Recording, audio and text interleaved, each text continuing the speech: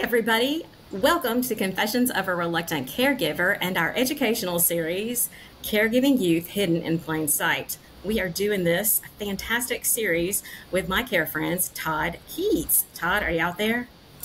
I'm here. Oh, you know what, Todd? We don't have Natalie today. She let me host. Shh. If she finds out I'm here, it could be trouble. Yeah. It could be. But you should have favorite sister after yours. I should. She always does that on her screen. She gets like a special title. So I don't know. I'm going to make sure my phone is off because I feel like if she finds out I'm on this recording, she's going to start calling. So.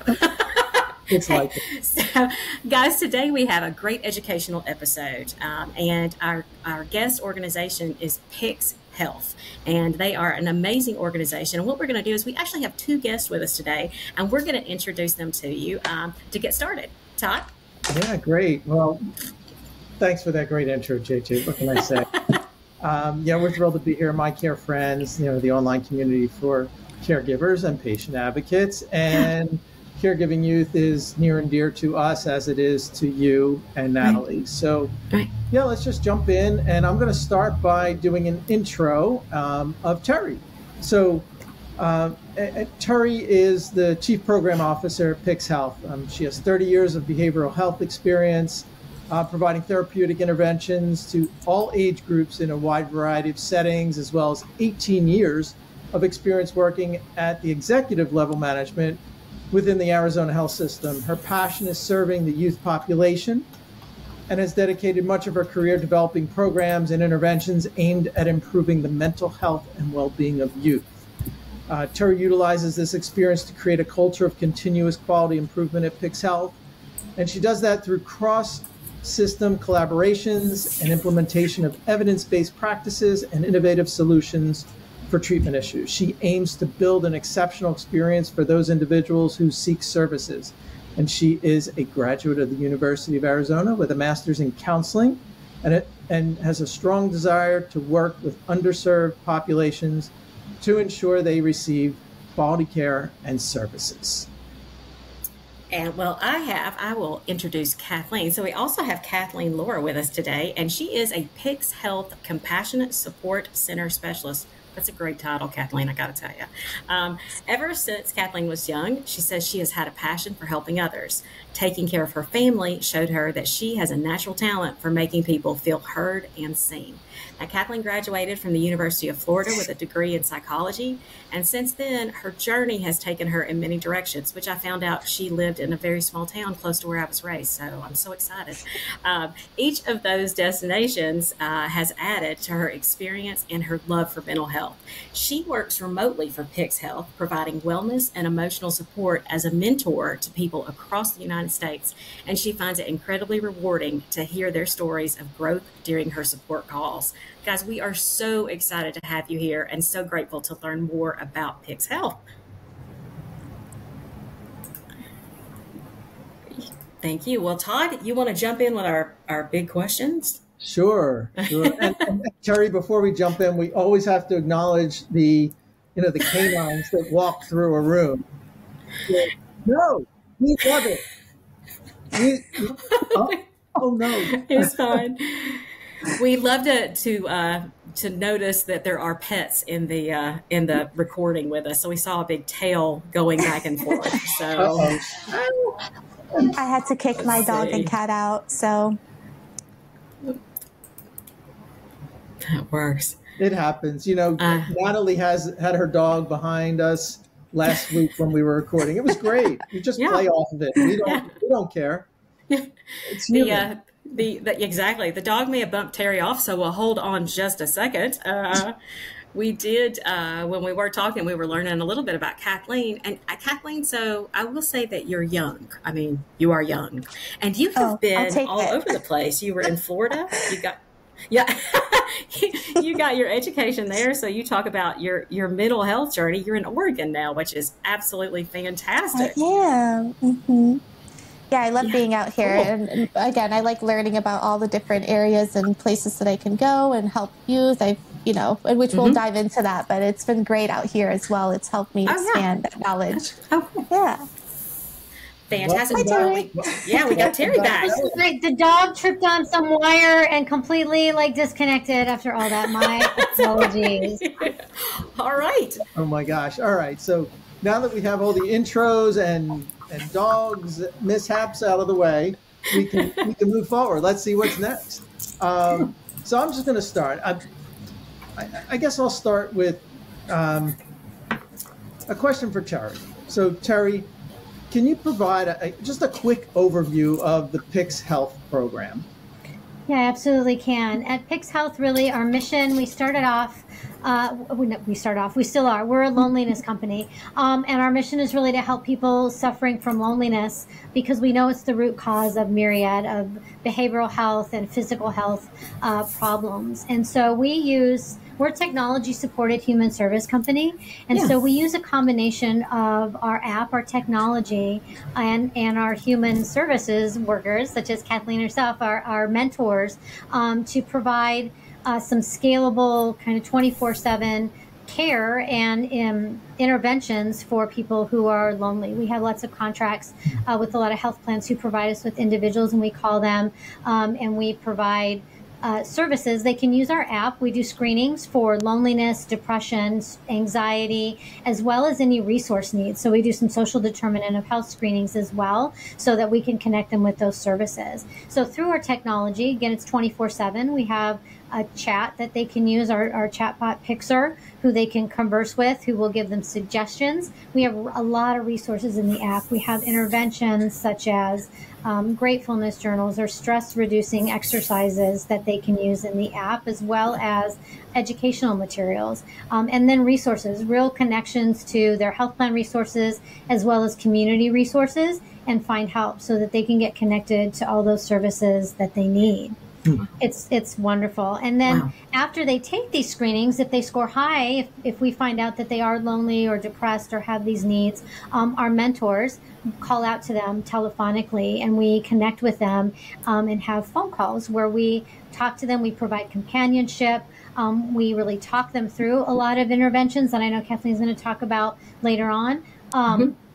And we schedule regular times when we can talk and converse with them. We also will three-way call and live connect them to health plan resources, community resources, and then we schedule ongoing support so that we can call them at a cadence that makes sense for them, once a week, once a month. When we can make sure that the resources they got worked, we like to create goals for them. Again, if they have a physical health goal, we make sure we help them schedule a doctor's appointment. If they want to go for a walk, we kind of schedule goals. All right, go for a walk once this week, and we'll touch base with you next week and see how those goals are going. And then we also provide some support with their professional services. So if they're seeing a counselor, a therapist, we can be supportive in between those visits, and then we can also help them communicate sometimes with their counselors, with their doctors. What should you tell your doctor? What should you tell your counselor? What's really important, and how you connect with them. And so we really offer kind of this scalable, well-rounded support for people. So with this being our Caregiving Youth series, Terry, I understand that you all have a youth caregiver type programs, or those are functions that you offer. Can you guys tell me a little bit more about that and what those services look like? Absolutely. So this year, we've really been putting a lot of effort. We noticed out there that there's this real need for support and services for caregivers, and then for the youth and the caregiver in combination. And so we definitely provide all those same services for the youth and the caregiver. We support them. Definitely for the youth. Well, for the caregivers in particular, a lot of the things we notice around why they're lonely is it's reduced social engagement and feelings of isolation. They become disconnected from even sometimes their families. They're spending a lot of time caregiving, not as connected with their spouse and their families and their friends, which is kind of, and then increase that stress and anxiety of trying to do all the things, which is even more complicated for youth, right? Because they're in that developmental stage where they're trying to, connect with peers, differentiate from their families, and a lot of social pressures. And so it really even complicates it for the youth caregivers, where they feel even more isolated. And we're noticing really a direct connection between like those feelings of loneliness and depression, and some anxiety. And so we are providing those services, like we talked about, directly to the youth and to the caregivers. And I know Kathleen has some good, she's had some really good interactions. So I'd love for her to tell you kind of what her interactions are like. That's like a perfect segue to the next question. My gosh. And we didn't even review these together. So let's bounce over to Kathleen. So Kathleen, in your experience, how does loneliness impact caregivers? Yeah, so I've noticed a pattern, I think, and this is coming from my own personal experience from my being a caregiver for a family member, as well as just seeing that same pattern repeated in people that I speak to through Pyx. And like Terry touched on, it's more so I've noticed a pattern of isolation, first off, in caregivers. They seem to become consumed with the caregiving role as a whole, and it's hard for them to balance life outside of that. And it's just a unique experience to be in a caregiving role. And I think because of that, it's hard for them to find someone to relate to those stressors. So, you know, that again contributes to the feelings of loneliness for them. So it's kind of a pattern that I'm trying to help them with balancing life and things, and just coming from a place of understanding that and understanding how difficult it can be to be in a caregiving role, to be consumed by it. But yeah, it's definitely the isolation aspect of it that I've noticed a lot, and the loneliness that can impact them. Well, Terry, I'm going to stick with Kathleen for just a second. So I'm going to stick with her. So tell me about an experience. You know, tell me about one of those calls. If I were the caregiving youth and you were working with me, how many calls are there? Like, what is my conversation? What is it like if I'm someone that's getting assistance from Pyx Health?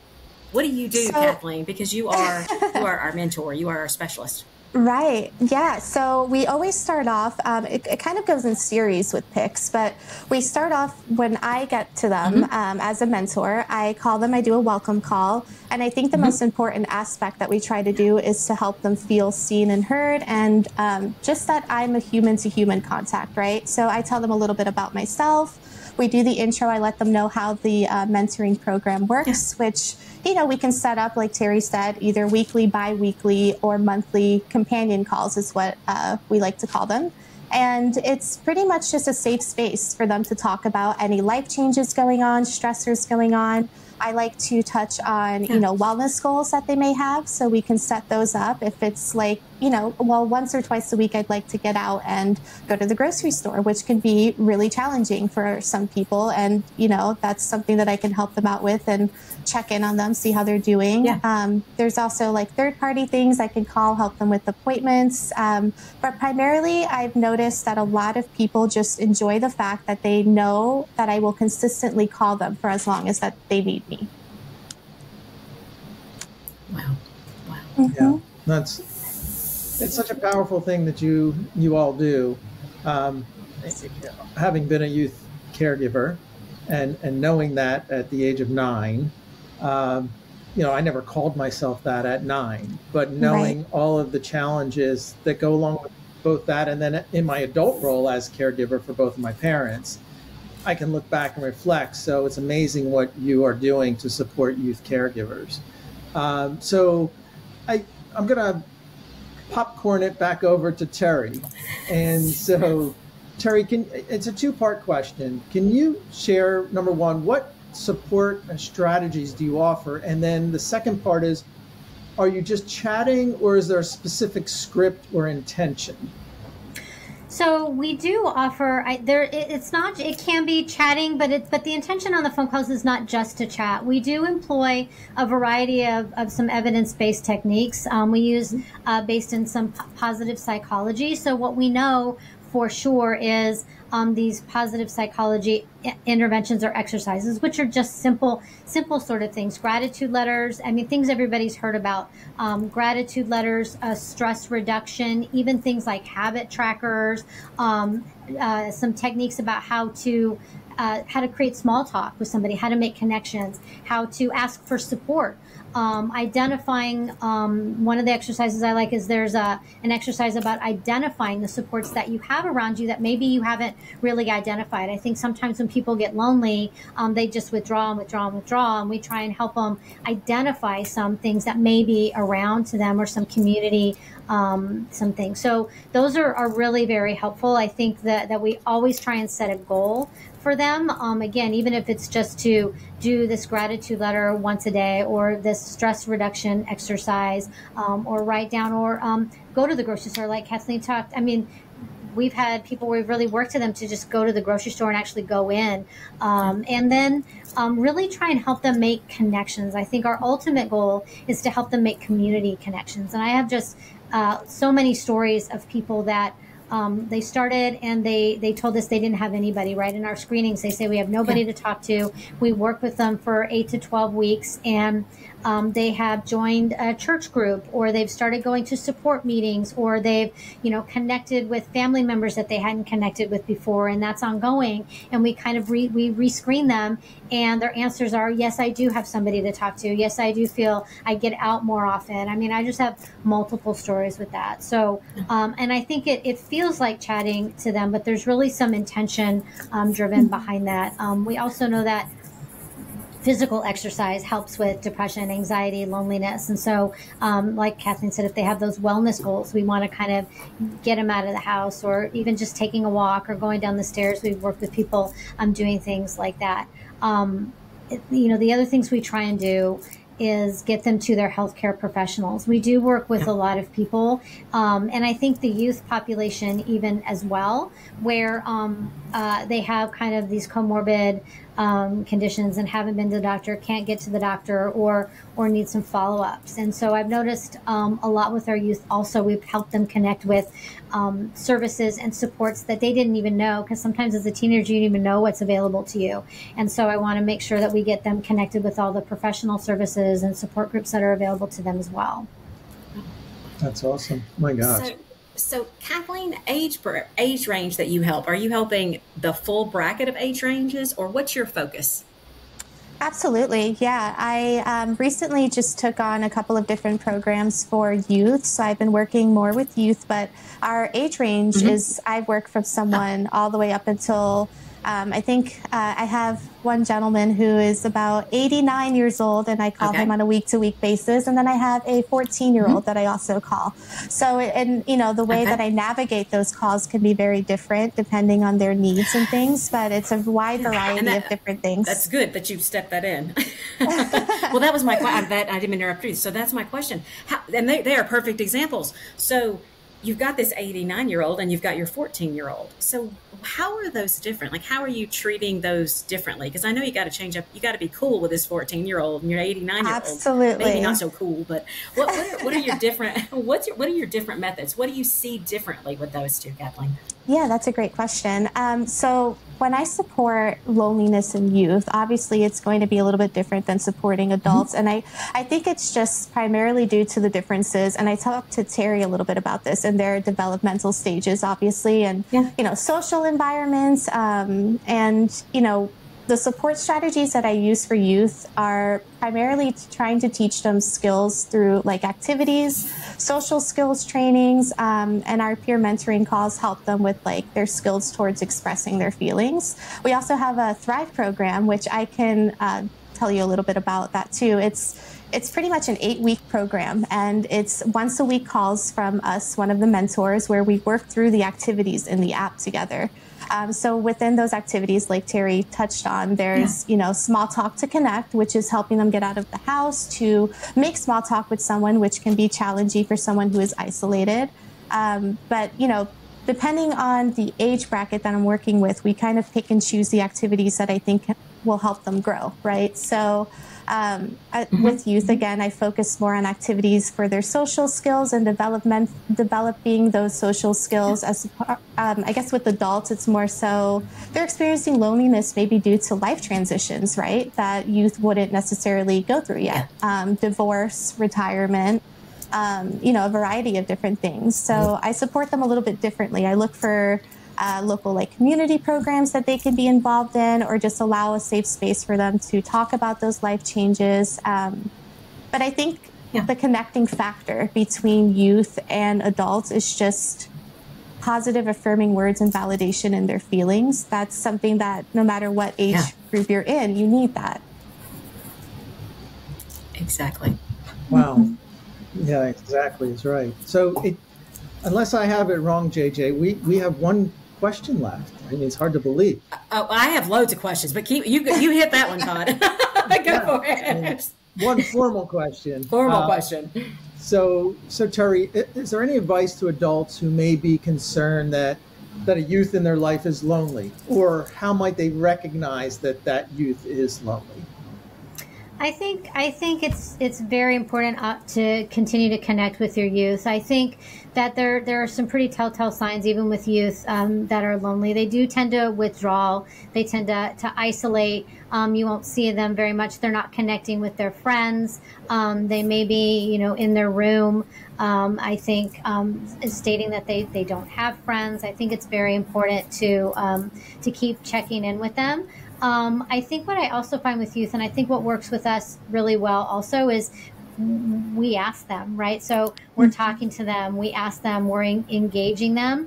I think it's very important to destigmatize. One of the things that I know comes up with youth is, as they're trying to differentiate from their families, they're not feeling quite connected with their peers, and anything that makes them feel different or afraid, they're really not going to be able to vocalize. So I think it's very important to talk with them about the normalcy of feeling lonely, of feeling anxious, of how everybody experiences it in their lives, and really help them to normalize that, and then really help them to identify. I think it's very important to get connected to professional services as well. I wouldn't shy away from that either, and how they can get connected to support groups and professionals in the communities, but really just allowing them that space to talk about their feelings, the destigmatization, and then that they're not alone, that there are people that feel this same way, and that you can kind of help it through it. I also want to make sure that as teens, we're really helping them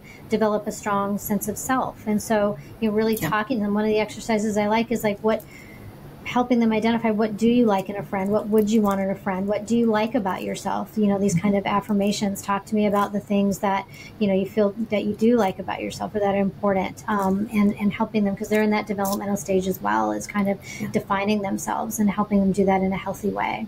Yeah. So I'll jump ahead with unscripted questions. How's that, Todd? So I'm pulling one out of my hat here. So I think for us, and I know this is Todd's mission as well, and I believe it's the same with Pyx, change is what we're all looking for, positive change to help people's lives.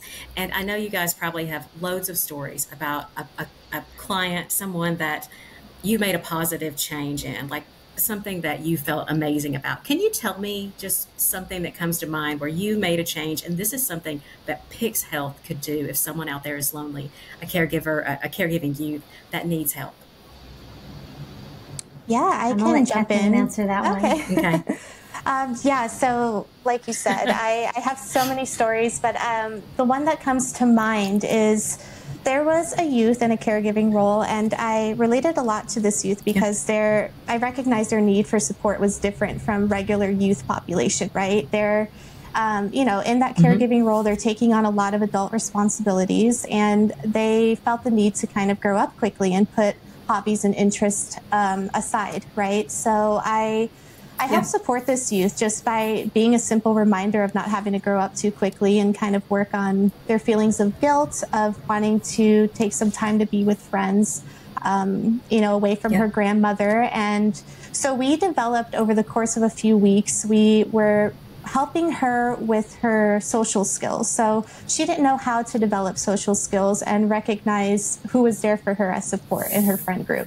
So we would work on, open-ended questions she would ask me, and then I would kind of throw them back at her. We would make conversation in that way to help her social skills, and we would practice together over a few weeks. And what I loved about that is that she was able to find balance. I remember one conversation specifically, she really wanted to play a video game, but she's like, but I have to go, run some errands for my grandma, and I don't know if I'll have time. So I helped her make a little schedule for her day. And I said, why don't you do this at 1 p.m. and you can still play your game? You are still a teenager. I want you to remember that. And she appreciated that so much. And it was just so rewarding to hear her social skills grow over just 8 weeks. And she kind of came out of her shell. And at the end of our companion calls, we did the 8-week Thrive program. She had made 2 new friends at school, and she was able to find time to be with them on Sundays, and they were going out to do a couple of activities together. And, she thanked me just for helping her with her social skills. And I think it's just really important to identify the needs of each specific youth, right? They're all going to be different.